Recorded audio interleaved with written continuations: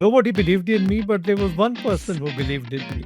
And that was me. Everything that we do has to be a profit center. It should add value. There is always price for progress. If you were advising someone new coming into the educational business management side, what would you suggest they should do? That advice would be Meet Peter Sircar, a proven leader with 30-plus years expertise in finance and operations, streamlining systems, leading change, and driving long-term growth across the education sector and beyond.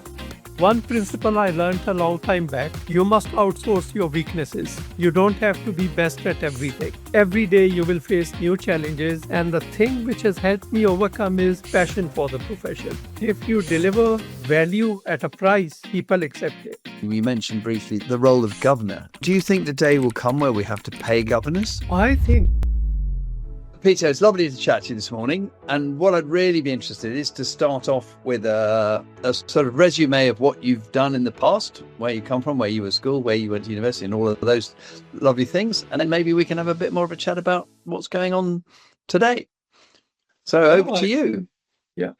No, it makes sense. No, it has been, first of all, thank you, Nigel, for this opportunity, because sharing your story is something I love because of the passion I have for the education sector. So I did my schooling from a Catholic school, which was based in Karachi, which is in Pakistan, subcontinent. So I did my schooling from there, matriculation in commerce, did my intermediate in commerce, did my bachelor's in commerce. But at that stage, I was very keen to do something that made a difference, that impacted life. And in those days, I wanted to be a passionate human rights lawyer.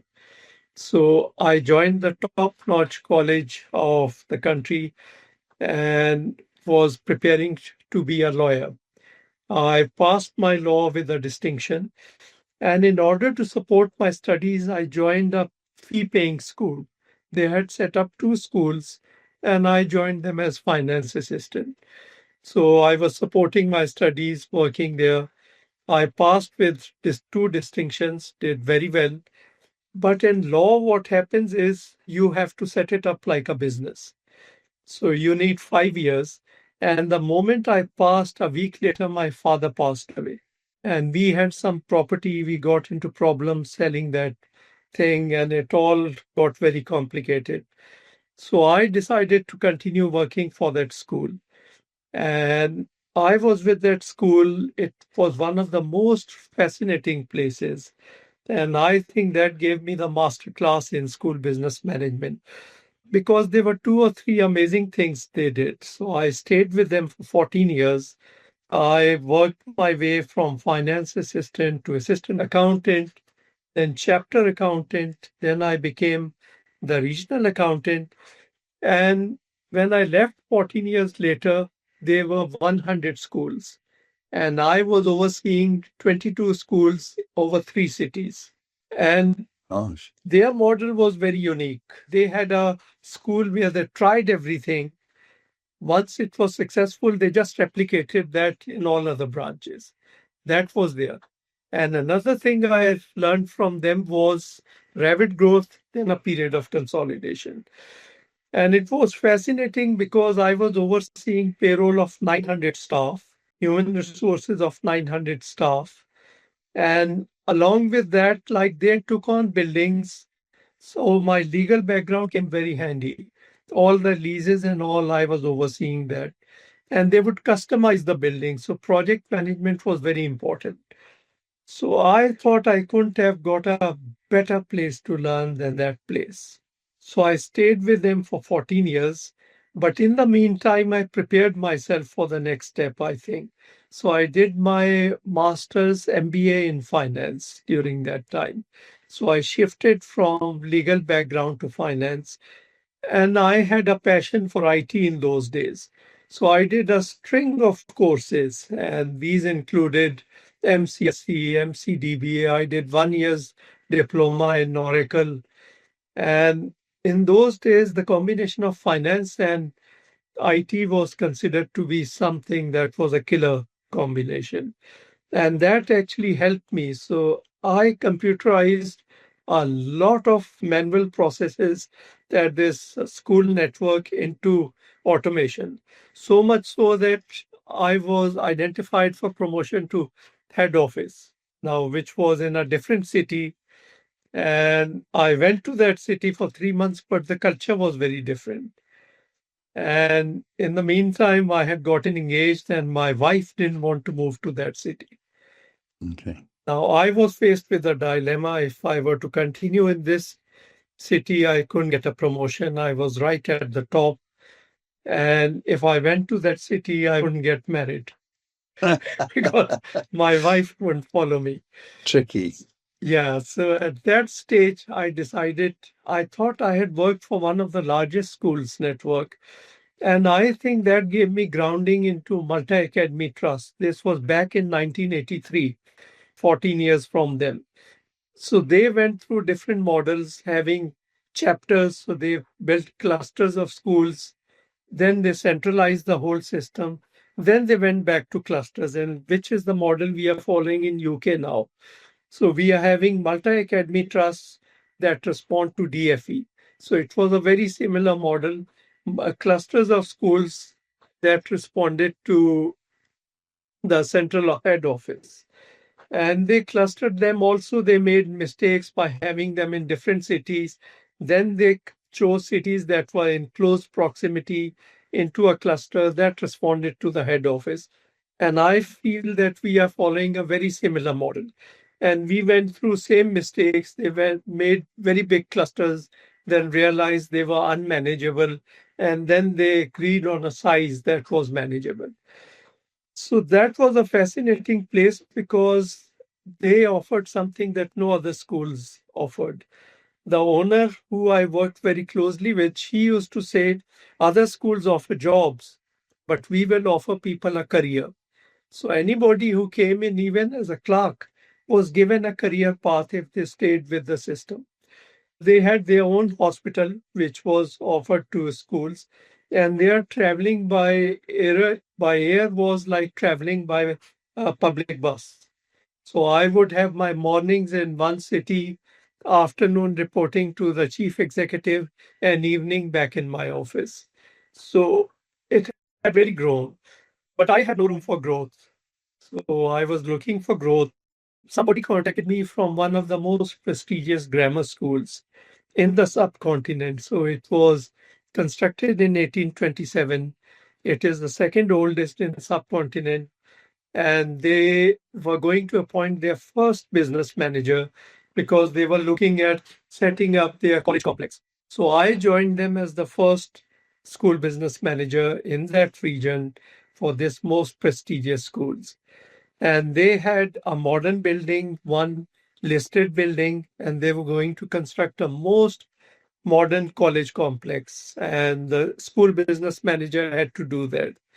So first thing I noticed, like they had archaic finance and operation system, minimal IT. And so we started, and I realized people owed them 2 million in fees, which they didn't know about. We automated, started recovering that money. We got a consultant from UK who helped us computerize the whole thing. Now, challenge was three very different buildings, constructing them into one and modeling them so that they look like a brand rather than three independent campuses. In the process, we generated funds, managed construction of the most modern building. And it was an amazing college complex with a swimming pool. It had auditorium. It had meeting rooms for students. It was a artistic library, really fascinating. And always they had, the principal used to be from UK. So it was a British curriculum school. Students went to Harvard, MIT, Oxford, and Cambridge. So really highly rated. There's one incident I must tell you which highlights an importance of public contact. The first task I was given was improving the cleaning in the school. And that was a unique school because the cleaners had been there for 3 generations. They had quarters on the site, and it was very difficult to get them on site. So there was one unique thing which I'm very proud of I did. they had a governor's suite. It was 5-star suite with all the auditorium facilities. And I invited all the cleaners in that suite. I kind of offered them tea, coffee, and I asked them how long they had been there. And they told me for 3 generations, 4 generations in some cases. And I told them they ever received the respect and the acknowledgement that they have now. They said no. So I told them the first thing I expect from them is having the schools clean, spickled clean. I set the expectation. And from that day onwards, I started welcoming them at the entrance. If anybody was late, I just asked them, was there a problem? Can we help them with anything? So they got acknowledgement, respect, and they paid me manifold. So I learned that simple acknowledgement, appreciation, praise of the people who contribute goes a long way. I was with that school for 7 years. Not a single day did we have a complaint about an area not being clean, because I think this simple gesture gave them ownership that they were acknowledged, they were appreciated, and they were a very important part of that school. So I was with them for 7 years, and I think it was a fascinating time. So I had worked for the largest school sector, one of the most sort of prestigious in the continent, and I was still only 38. I thought I needed to do much more. And I looked at UK for that. So I had job opportunities in US in the IT because I had done lots of courses. One important thing I had done was, as I told you, I wanted to make an impact in lives. I ran a computer training center in the evenings. It was a really good apartment house where I set up a computer training center. I ran it in the evenings. And another thing I learned in the process was, Nigel, you don't have to know to teach. So I took the best tutor. He would teach me in the morning. In the evening, I would deliver the same lecture to my students, and I ran it for 10 years. And I supported the Christian community a lot. So all the churches knew me. Very few knew me. I was the school business manager of this grammar school. Everybody knew that I owned this computer center. And even today, I get sort of responses, email from a lot of people from US, Canada, UK, who have progressed because of that computer training center. So I became very, very, very strong. And in the process, I did a lot of courses at my computer center, Visual Basic, Excel, networking, database, so you name it. And I had become so good. I was applying for a job in US. So I had an opportunity in the US and UK. I visited both places, but I thought at the life stage I was, UK suited me better. And I think the philosophy of education here versus IT fast moving environment, I chose education.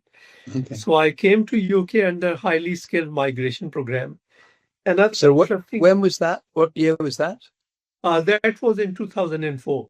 2004. Okay, interesting. So one interesting thing I learned when I was coming, everybody told me you're working at the best place, such a respectful school. I had a perfect house 2 lanes away from the school in a most expensive locality. They said if I go to UK, I'll have to start from scratch and I would lose my institute, all the respect I've been in, plus a good job. So nobody believed in me, but there was one person who believed in me. And I think because of that belief, I'm here. And that was me. Yes. So I knew I was capable of more. I could do it. I came here and on a highly skilled migration scheme, got a role as bursar with a voluntary aided school. So it wasn't much of a job. So it was at one of the lower levels. They couldn't find anybody. They offered the job to me. I stayed with them for 2.5 years. In the process, I joined the DSBM, which is Diploma in School Business Management. And I also had applied for the associate program, licentiate program through the school, which was going to be government funded. And once I joined this course, I also got admission in that. So I ended up doing 2 jobs, brand new bursar job in a new environment. But I think that shaped me. It is based in Hymes Park, which is a beautiful locality in East London on a hill. And I worked for them for 2.5 years. Yep. And by that time, I had completed both these diplomas. And got, I saw an ad for a finance director with an upcoming academy that was going to be sponsored by an international bank.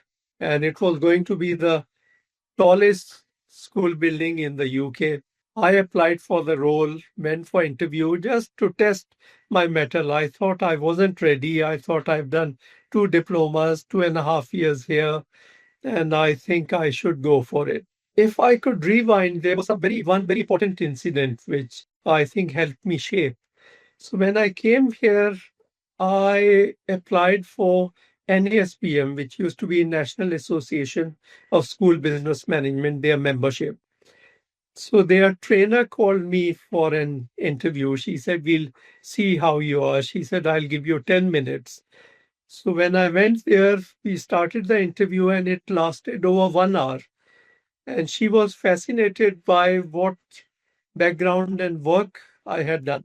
She told me all I needed was localization and filling in the gaps and filling in some theory and sort of understanding the education sector. But otherwise, I knew a lot more than was required. And I think that feedback helped me, and I joined these 2 courses. And when I went for this interview, and I told them this was an opportunity to create excellence because we are starting from grounds up. There was nothing in place and everything had to be created from scratch. And I had done a bit of that at this grammar school and I thought I could do more. So we started in this international bank offices. Over 6 months, switched over to porter cabin schools. And within 1 year, we were landed into this custom built, state of the art, 7th floor tallest school building in the UK, in a deprived location in the UK. It was in Hackney, and it was supposed to be the flag bearer in those days of bringing in education and new vibes into that area. And the environment was very demanding. They were very risk averse. Everything was around risk, finance risk, operations risk, health and safety risk, and all the cyber security elements we had to put for IT. So that was huge learning for me. And it was really challenging, really demanding. And in 2.5 years, I was with them. We completed the building and we were oversubscribed in the first year. So I don't take credit for it. It was a full team and the bank standards were really, really high. And in those days, there was no concept of maths. And it was just coming into being. And I came across this opportunity that offered one to be FD of 2 different organizations, 2 different schools, 2 different academies on the same site. And I applied for it. And again, I went just to test myself. Because of some logistical reasons, they held the interviews on a Saturday. I went on a Saturday. On Monday, I got the job offer. And I thought that was again, I was looking for challenges that would have been new because the schools had just been taken over. They were failing schools. And this largest academy network, which had 43 in their fold nationally, was taking it over. Which network was that? So that was EACT. EACT Academy Network. They were the largest at that time, but the mistake they were making was, which private school network I worked initially, they had grown nationally and they were finding it difficult to control. And these 2 academies were based in North London. I joined them, and that was a baptism of fire. I mean, because that was a masterclass in transition. So I had worked from ground up, but here there were 2 of everything, 2 facilities, 2 reprographics, 2 finance systems who wouldn't speak to each other. Each one thought they were better. They wouldn't see eye to eye. And in the first meeting I set up, they wouldn't even speak to each other. So Gosh, that's not good. And they were on the same site. They were on the same site, but they were in competition with each other and historically and didn't see eye to eye. So it took me about 12 months just to get them to speak to each other, building a shared vision, getting them onto the same sort of vision, developing a shared vision together so that each one had ownership. And then we started developing shared systems, so shared reprographics, shared finance. But key, of course, concern with them was losing their jobs. They could see if everything became shared, they would lose their jobs. So we, in those days, introduced CPD, which was through government funded schemes, which was free. When I was introducing, I was told not even one staff will come for the briefing which I arranged. But when I arranged it, 50 people turned up. It took a lot of advocacy, and 30 people ended up joining. Over 7 years, we went through 7 layers of redundancy, which was the most painful process I've gone through in my life. It wasn't easy because each time each staff was made redundant, they came up with stories of their personal difficulties, which were difficult to cope with. But the people who got trained, they came and thanked me. They said they had not been taken any training in the last 10 to 20 years. And this training helped them with placement in other places because they could show CPD. Yeah. So I was very proud of that. That really helped me. And by that time, the two academies were shaping into one single academy. And I had been them for 7 years. Distance was becoming an issue. And I was looking for something different closer to home. And thinking of that, I had joined the new schools network as a consultant. So I was providing remote advice with a few days on their site. And in the meantime, I saw this opportunity of setting up a new school. And it was in East London, closer to school. And when I joined, there was no site. There was a potential site. So I started working with the head teacher, plus for 3 days a week and 2 days I was working for New Schools Network. And I was going with the head teacher to different cafes where he held open evenings for potential parents, conveying his vision. He was really passionate and into it. And I was with him. And within 6 months, we got one of the best sites in a historic building, which was close to a river, amazing landscape. And we set up the first school with a cohort of 80 students in year 7. And I was with them for 7 years. And by the time I left, it turned into 7 schools. And that was very much like that Hackney Academy because we had to build everything from scratch. And first few years in a school's life are tough because you don't get enough students and it is challenging. There's startup funding that you have to cope with, set up all the systems, policies, processes, hire staff, train them. And we went through all that process, built it into 3 campuses, and it was amazing. And at that stage, again, it was an urge to do something because I had all my schooling through faith schools. And I thought I owed it to them because I was a no good student. And it was because of one of the personalities at that faith schools that I became what I was. So I wanted to pay back to the faith school. And there was one of the most prestigious schools in London. It was a faith school. They were very similar to Karachi Grammar School. They were archaic systems and they were looking for a FD. I went for an interview and was appointed the same day. Who's that? Sorry, which school was that?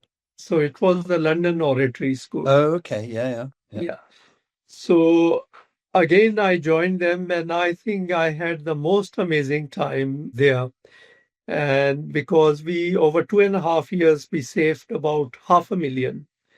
We identified health and safety and premises issues that posed a real risk and which were later identified and had more problems for the school. But I was sort of instrumental in identifying them, progressing them further. These were related to RAC. These related to sort of health and safety and fire issues. And after I left, this department identified, funded them for rack, and they had a fire issue in that building, which we had identified earlier. So there was an actual fire incident after I had left. And I think during my period, we modernized it, automated a lot of things, started CPD for support staff. We saved 500,000. Outsourcing contracts were re-outsourced on much better terms. And these risks were identified, which later on materialized because funding was not available. We couldn't do much, but we knew the issues were there. So I stayed with them for 2.5 years. I saw an opportunity, didn't expect I would get it because these issues, addressing them was taking a long time there. If I could rewind, there was one key thing we did there. They had a very strong fundraising. They used to accept parental contributions. And we found there was a major initiative that could streamline the whole things, automate the whole things. And we introduced some automated processes in fundraising and parental contribution collection, which revamped majorly what their income inflow would have been. And from there, I went for an interview at this new place. And they interviewed me. They told me there was a stiff competition. And I said, that's all right. I'm not actively looking for a job. I just came because they were looking to undertake a construction project. And I sort of was walking off. As I walked off the gate, I got a call on my mobile. They called me back and they appointed me. Fantastic. So, yeah. So I think I've been with them for 3.5 years. It has been a fascinating journey. And again, it's been revamping a lot of what was there, especially the revamping the finances, the controls, the audit protocols, the risk management has improved, the sustainability aspects have improved. So I plan to be there till my retirement. So, and the capital project we are working on is now very close to realization. So that is, I want to finish on the high, create something that would really help the future generations. Interesting. So you're now at Hammersmith, is that right? I wouldn't like to name the place, but I'm working for an academy in Hammersmith. Okay. And you've been doing that for 3.5 years.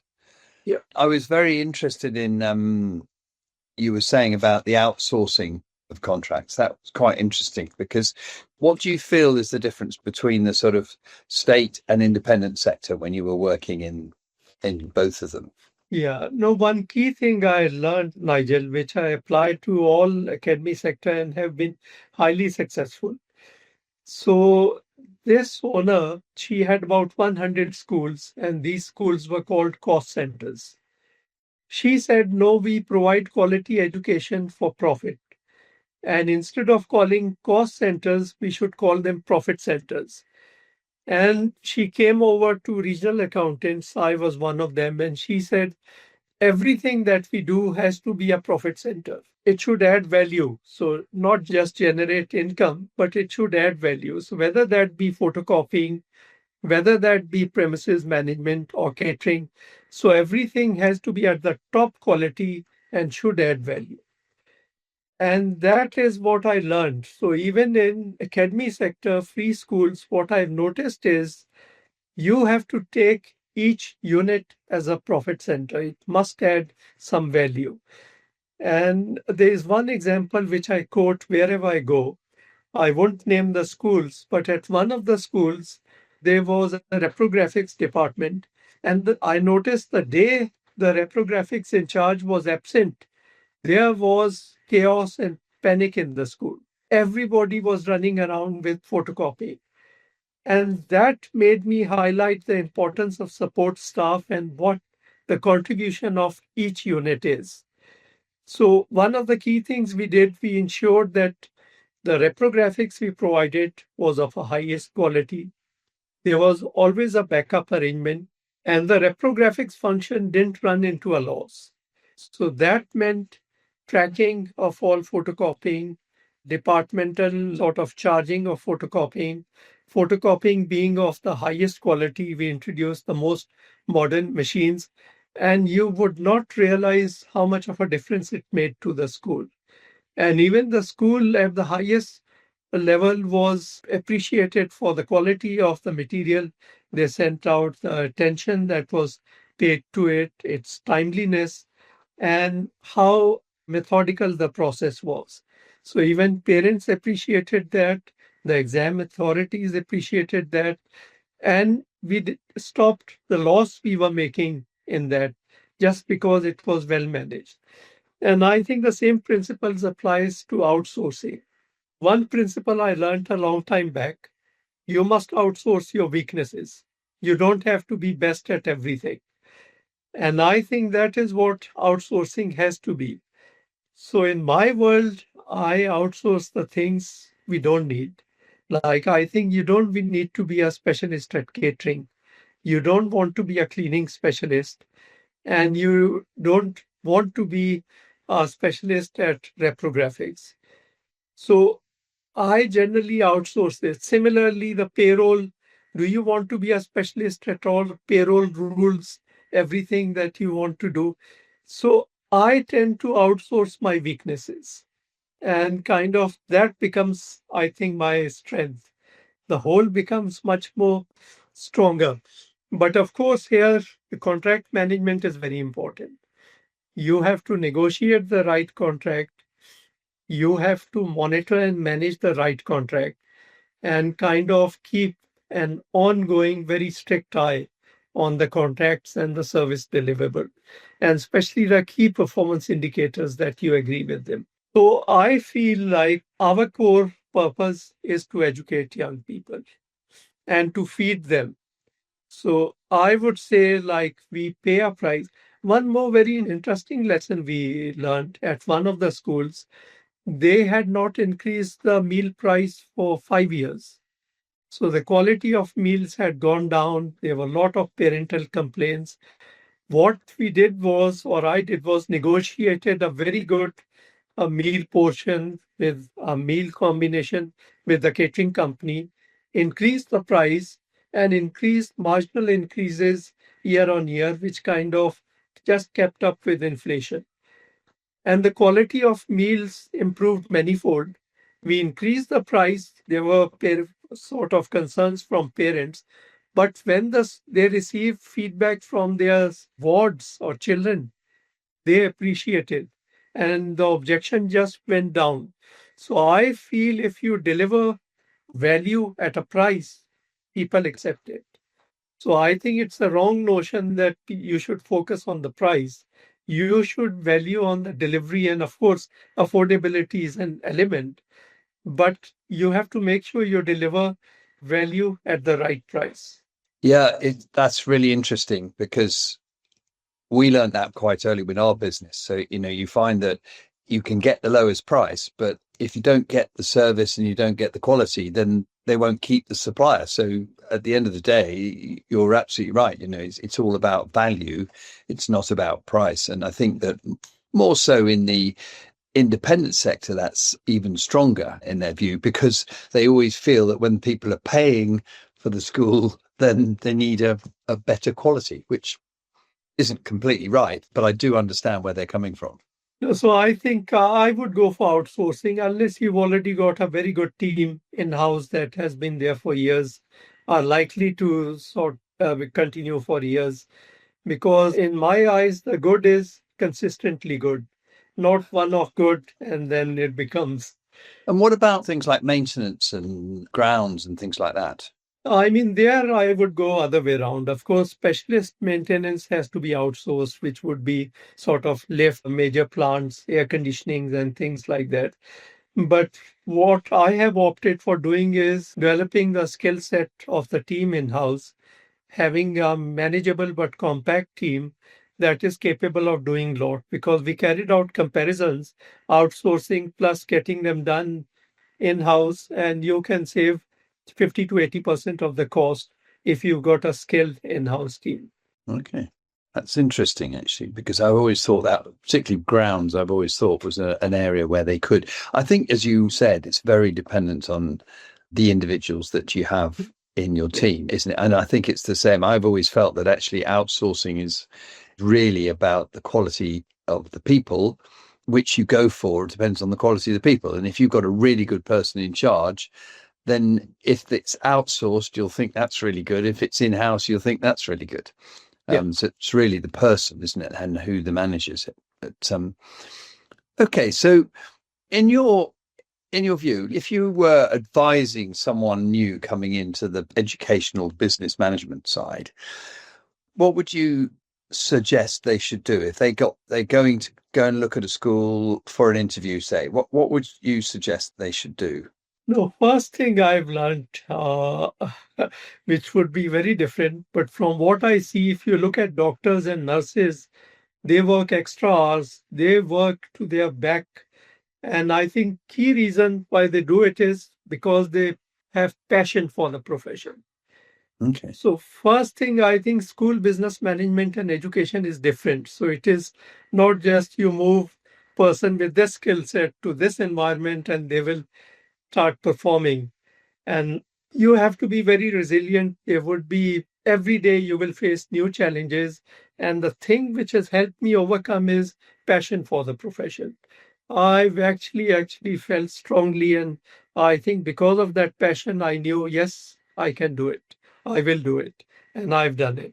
So I think first thing I would say is make sure you have passion. You realize what a big impact you are making to not just the young people, but to the community. And like I mentioned, students still contact me whom I help with their IT skills. So it is that kind of comeback that comes to you.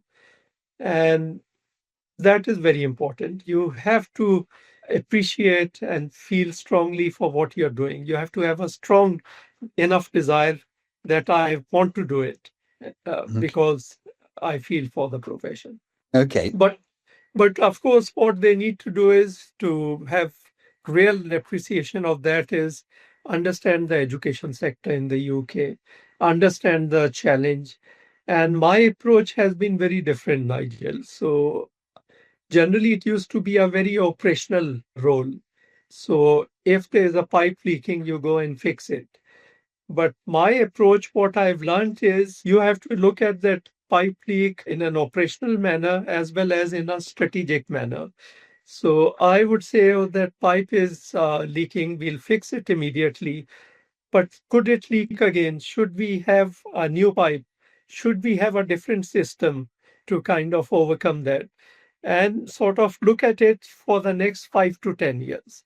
So I'll do an immediate fix, but at the same time, I look at the long-term implications. And if something needs to be done in the long term, then build that into the plan. And I think that is what my advice would be. The role is now changing from an operational role to a much more strategic role. And I think this is what new business managers need to do. They have to take a strategic view. Where is education going? What does this school need? What will it need in the next 3 to 5 years and longer? So always it is the long-term view. So you may not gain in the short term, but in a longer term, it would pay off much better. Okay. So first advice would be it is developing into a strategic role. So look at the long term. Because it's a very easy, it seems to me, looking in, it's very easy to become very reactive. Yeah. And you don't have that time to be proactive. And that's the issue. So what you're really saying is that, be proactive in what you're doing, because that will stop all the reactive issues. Well, not all of them, but certainly it'll help in dealing with those. So here, 2 or 3 tools are very important. First of all is risk analysis, then risk management tools like you in each area, which is health and safety, you carry out a risk management, finance. Overall risk register is very important. Its scrutiny needs to be robust so that it goes through regular. And then school development plan is very important. Does it link up with the risks that you've identified? Like the key risks we know nowadays are energy, pay, inflation, tightening budgets, staff recruitment and retention. So if you know these are the challenges, so if you have to appear for a physics exam, you should not be studying chemistry. You have to study physics if you want to appear for a physics exam. So I think if you set the direction, prepare for it, you would be successful. Yeah. And of course, how do you feel the relationship between the academic staff and the support staff? How do you deal with that? No, I think that is the most important thing. And I've worked in my 40 years, I've worked with over, I would say, 40 to 50 different principals because there were different branches I used to visit. Each one had a very different personality. And what I've learned is the educational wisdom is with them. Whereas the school business manager offers technical and commercial knowledge. And it is the communication becomes very important. So I think I always start by making them understand why. Why do we need to do this and how will it help the educational side? So I offer this relationship. It is more of a partnership between the educational wisdom and the technical knowledge and technical and commercial knowledge that SPM brings. Once they blend, and there needs to be complete trust in that relationship. If the principal or the head teacher thinks, so no, I have to keep him down, and the school business manager thinks, no, he is wrong, I have to do it my way, then it does not work.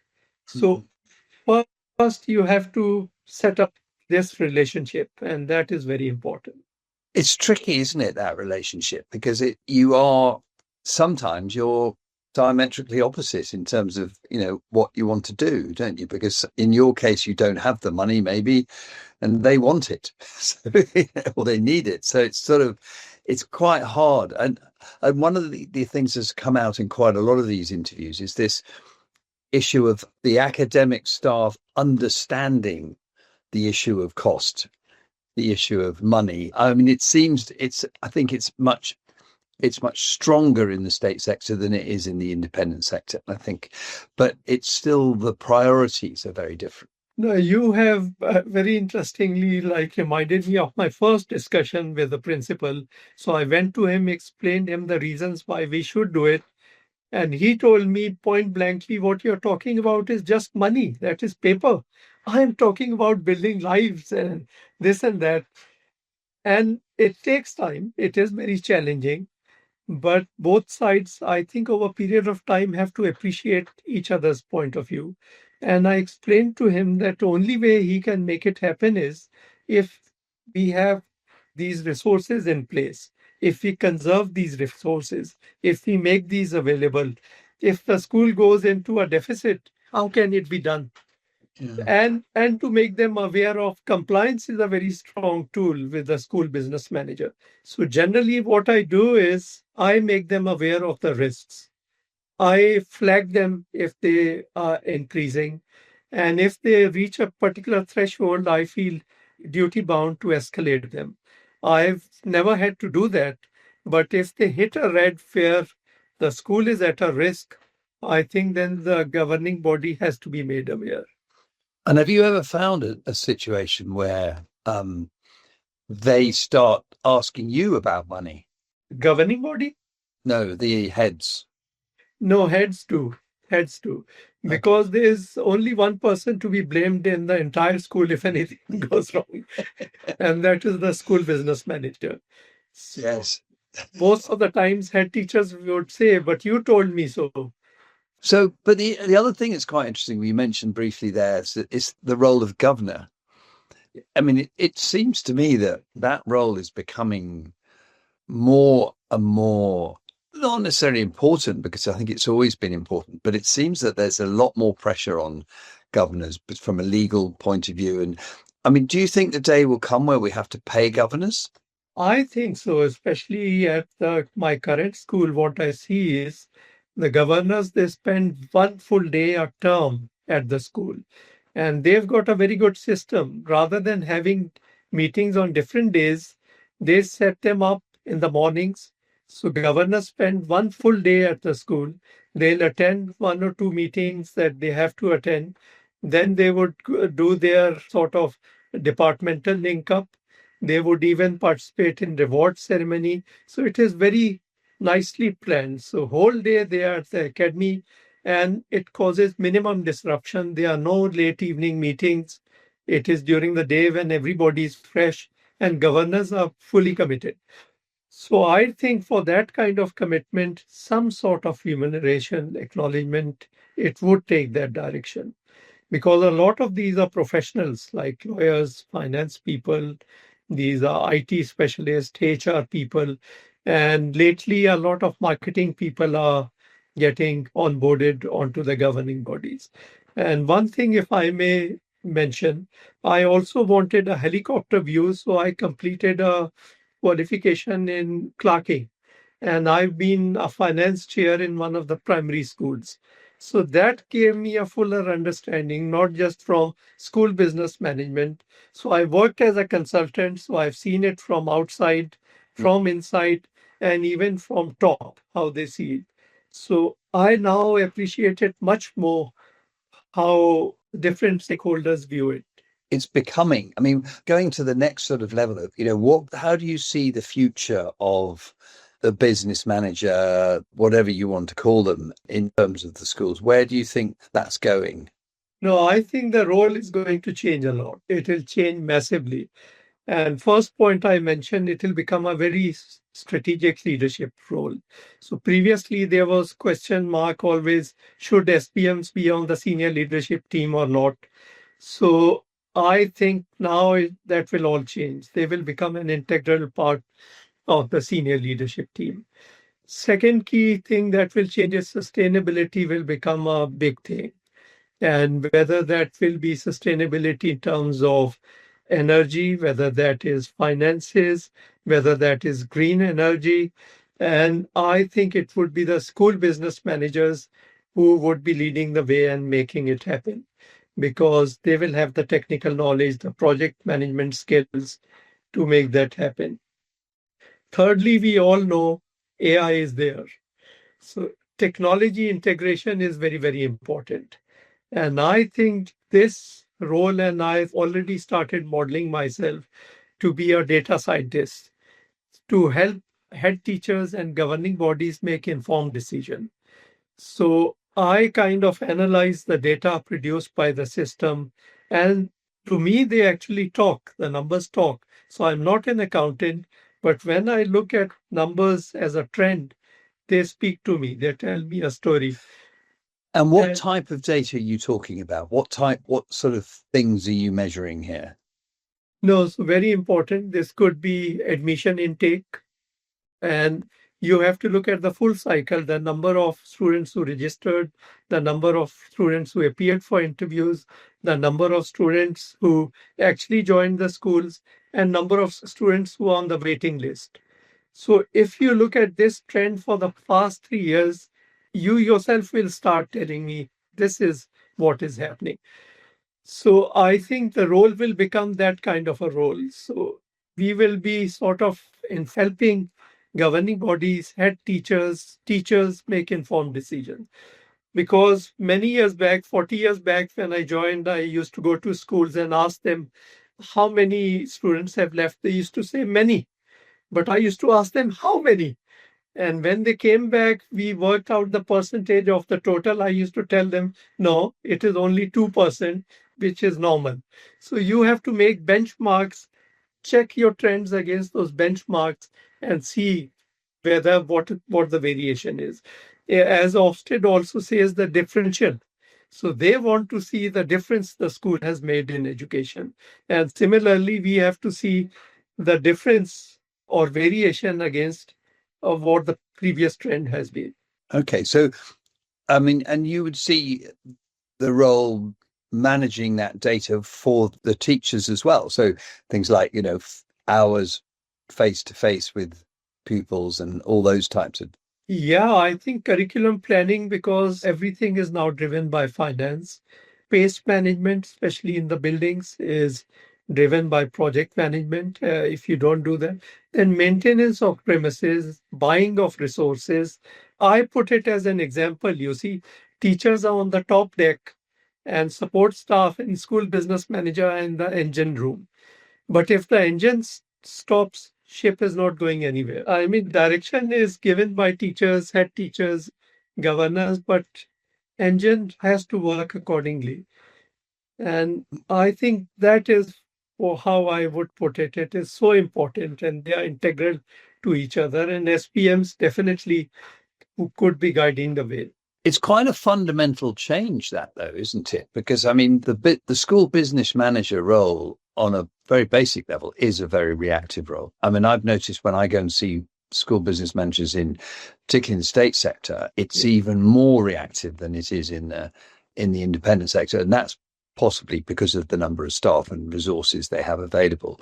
They sort of cut back, don't they? And then suddenly they're sort of literally doing everything themselves. But that is shifting now, Nigel, because I don't know if you're aware of the population trends.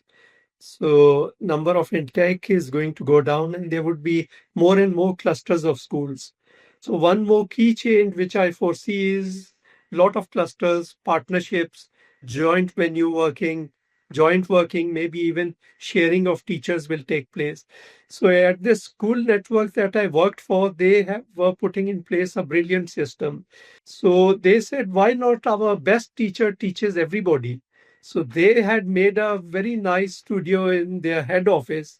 And once a week, their top teacher would give the same lesson to all the schools throughout their 100 schools nationally, or maybe in clusters at times, depending. And that they said, we've got a valuable resource. Why not make it available, supplement it? And I think it would gradually move towards that kind of an approach, where you've got shared teachers who are top notchers, super teachers, going and training other teachers and maybe carrying out a model class in different schools. So, and that would be an online class you're talking about? Doesn't need to be online. It can be physical even, or an online model, or maybe a blend of both the models.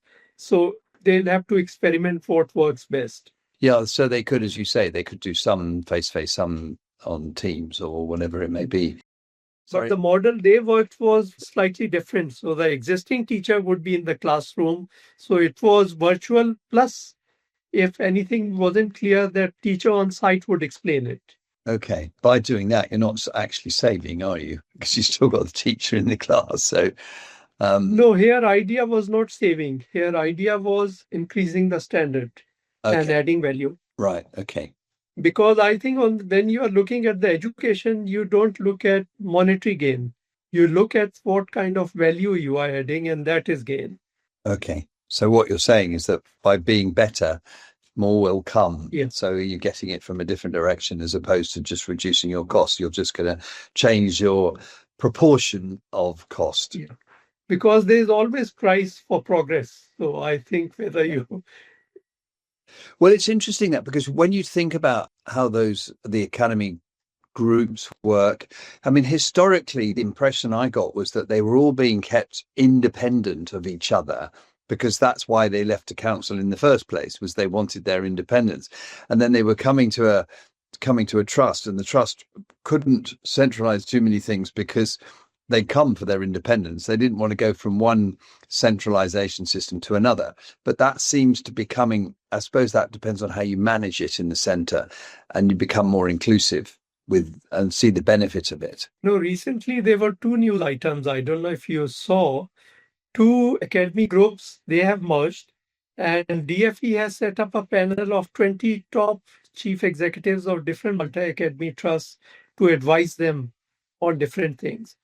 So I feel there would be a lot more of these bigger clusters coordinating sort of schools and groups and sort of partnerships. Okay.